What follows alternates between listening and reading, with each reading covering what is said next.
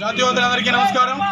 మరి ఏప్రిల్ 22వ తారీఖు దేశం మీద ఏదైతే దాడి జరిగిందో అమానవీయంగా, మరి భారతదేశం యొక్క కీర్తి ప్రతిష్టల్ని గౌరవలేని పాకిస్తాన్ మరి భారతదేశ ప్రతిష్టను దెబ్బతీయాలనే ఉద్దేశంతో కాశ్మీర్లో ఏప్రిల్ 22వ తారీఖున అమానవీయంగా దాడి చేసి మన భారత పౌరుని 26 మందిని దారుణంగా చంపిన తరువాత మరి వారి యొక్క బలిదానాల్ని తేలిగ్గా తీసుకున్నటువంటి భారత ప్రభుత్వం ఆ విషయాన్ని నరేంద్ర మోడీ గారి నేతృత్వంలోని భారతీయ ప్రభుత్వం ఆపరేషన్ సింధూర్ పేరుతో మరి ఏ భారతీయ పౌరుల యొక్క నుదుటి సింధూరాన్ని తుడిచివేయడం జరిగిందో అదే ఆపరేషన్ సింధూర్ పేరుతో పాకిస్తాన్కి నిద్రలేని రాత్రిని మిగల్చడం కోసం మరి భారత యొక్క వైమానిక శక్తిని, ఆర్మీ శక్తిని, నౌకా శక్తిని చూపిస్తూ భారతీయ యొక్క శక్తియుక్తులను చూపిస్తూ మనం చేపట్టినటువంటి ఆపరేషన్ సింధూర్ దానికి కూడా నాయకత్వం వహించినటువంటి 2 మహిళా కమాండోలు ఎవరంటే వ్యోమికా సింగ్, సల్మాన్ సోఫియా ఖురేషీ గారి యొక్క సత్తా చాటుతూ,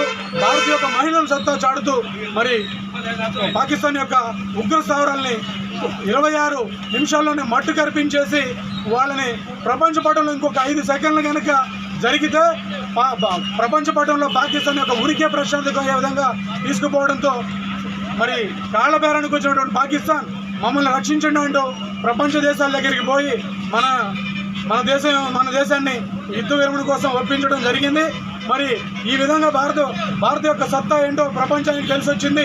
మరొకసారి కనుక ఇటువంటి అమానవీయ సంఘటన దేశంలో కనుక ప్రేరేపించడం కోసం కనుక పాకిస్తాన్ కానీ ఇంకే దేశమైనా కనుక మన జోలికి వస్తే మరి ఈరోజు చూశారు ఏ విధమైన భారత యొక్క ఆర్మీ సత్తా కనిపించింది.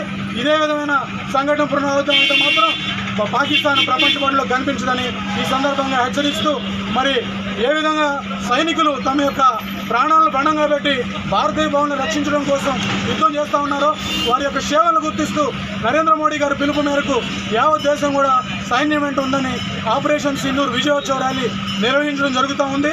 దానిలో భాగంగానే సత్తుపల్లి జాతీయవాదుల ఆధ్వర్యంలో ఈరోజు గంగారంలో మరి ముఖ్యంగా సాలి శివకృష్ణ, పాలకొల్లు శ్రీనివాస్, భానువతి విజయ్, అదేవిధంగా శివ, మందా శివ, ఇంకా ఇతర జాతీయవాదులు అందరూ కలిసి ఇక్కడ విజయోత్సవ ర్యాలీ నిర్వహించడం జరిగింది.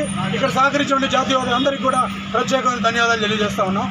ఈరోజు మన ప్రధానమంత్రి నరేంద్ర మోడీ గారు పిలుపు మేరకు తిరంగా యాత్ర మన గంగారంలో నిర్వహించడం జరిగింది. సత్తుపల్లి మండల రూరల్ ఏరియాకి సంబంధించి ఈ కార్యక్రమంలో మన పాకిస్తాన్ మీద మన వీర జవానులు చేసినటువంటి విజయాన్ని మరి పాకిస్తాన్ కోరుకోకుండా చేసినటువంటి సందర్భంలో మన భారత ఆర్మీకి మద్దతు తెలియజేస్తూ ఈ తిరంగా ర్యాలీలో మన ప్రతి ఒక్క హైందవ సోదరులకు, పార్టీలకు అతీతంగా, మతాలకు అతీతంగా వచ్చినటువంటి ప్రజలు ఈ ర్యాలీని విజయవంతం చేసినందుకు వారి అందరికీ కృతజ్ఞతలు తెలియజేస్తున్నాము. జై హింద్, జై భారత్. ఆపరేషన్ సింధూర్ విజయవంతమైన సందర్భంగా మన ప్రీతమ ప్రధాని గారి పిలుపు మేరకు ఆపరేషన్ సింధూర్ విజయోత్సవ ర్యాలీలు దేశమంతటా కూడా ఘనంగా నిర్వహించడం జరుగుతుంది. ఇందులో భాగంగానే ఈరోజు గంగారం గ్రామంలో అన్ని పార్టీల అతీతంగా ఈరోజు జాతీయవాదుల సమక్షంలో ఆపరేషన్ సింధూర్ విజయవంతంగా ఘనంగా నిర్వహించడం జరిగింది.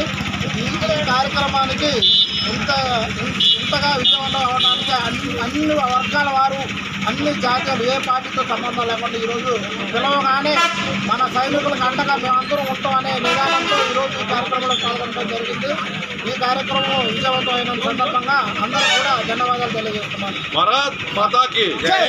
కార్యక్రమం చేసిన వారు కానివ్వండి, కార్యక్రమానికి సహకరించినటువంటి వారు కానివ్వండి, ఈ ప్రపంచంలో ఏ మూలనున్నా సరే మట్టిలో కలిపేస్తామని చెప్పేసి ఆ రోజు ప్రధానమంత్రి గారు చెప్పారు.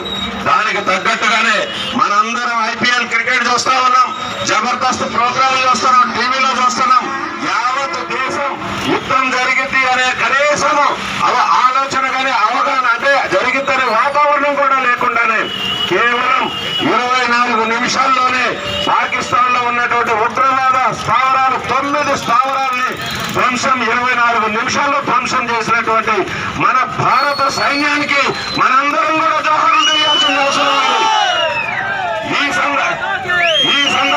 ఈ సందర్భంగానే ఈరోజు దేశంలో ప్రతి ప్రాంతంలో కూడా ఈ యొక్క త్రిరంగ ర్యాలీ జరుగుతూ ఉంది. ఏదైతే సైన్యాన్ని సైన్యం మనందరినీ సురక్షితంగా భారతదేశానికి ఆ యుద్ధ వాతావరణం తెలియకుండా తీవ్రవాదుల్ని నాశనం చేసినటువంటి సైన్యానికి మనం సంఘీభావాన్ని తెలియజేస్తూ ఆ యొక్క కార్యక్రమాన్ని ప్రశాంతంగా ప్రజలందరూ కూడా గుండెల చేతులేసుకొని పడుకునేలాగా ఉండేలాగా చేసినటువంటి మన ప్రధానమంత్రి గారికి కూడా మనందరం సంఘీభావాన్ని తెలియజేసుకుంటూ ఈ రోజు మనం తెలంగాణ ఈ దూతపల్లి గ్రామంలో నిర్వహించడం జరిగింది. ఈ యాత్ర దేశం మొత్తం జరుగుతూ ఉంది. ఏదైతే గంగారం గ్రామంలో నిర్వహించడం జరిగింది. మనందరం చూస్తా ఉన్నాం ఈ మధ్య కాలంలోనే వక్ఫ్ బోర్డు బిల్లును కూడా రద్దు చేసింది. రాబోయే రోజుల్లో కామన్ సివిల్ కోడ్ తీసుకురాబోతా ఉంది. ఒకే దేశంలో ఉన్నటువంటి ప్రతి పౌరుడు, అది క్రిస్టియన్ కానివ్వండి, ముస్లిం కానివ్వండి, హిందువు కానివ్వండి, అందరికీ ఒకటే చట్టం వర్తించాలని రాబోయే రోజుల్లో కామన్ సివిల్ కోడ్ కూడా రాబోతా ఉంది. ఈ ఏదైతే వక్ఫ్ బోర్డు బిల్లును రద్దు చేశారో, వక్ఫ్ బోర్డు ఈ రోజున సైన్యానికంటే రైల్వే కంటే కూడా అత్యధికమైనటువంటి ఆస్తులు ఉన్నటువంటి సంస్థ ఏదైనా ఉందంటే అది ముస్లిం సంబంధించినటువంటి వక్ఫ్ బోర్డు సంస్థ. ఆ సంస్థకి ప్రతి సంవత్సరం 14-15 వేల కోట్ల రూపాయల ఆదాయం వస్తూ ఉంటే ఆ ఆదాయాన్ని కేవలం 163 కోట్ల ఆదాయం లెక్కలుగా చూపిస్తూ మిగిలిన సొమ్ముని కొంతమంది ఎవరైతే ఆ పెద్దలు ఉన్నారో వాళ్ళు దోచేసుకోవడమే కాకుండా ప్రపంచంలో ఉన్న తీవ్రవాద సంస్థలకి డబ్బుని దారవేయడం, ఈ తీవ్రవాద సంస్థలు దేశంలోనే కాకుండా ప్రపంచంలోనే తీవ్రవాద కార్యక్రమాలు నిర్వహించడానికి వాళ్ళకి సహకరిస్తా ఉన్నారు. ఇటువంటి వాటన్నిటినీ కూడా ఏదో ప్రధానమంత్రి గారు పూర్తిగా నిర్మూలించే కార్యక్రమం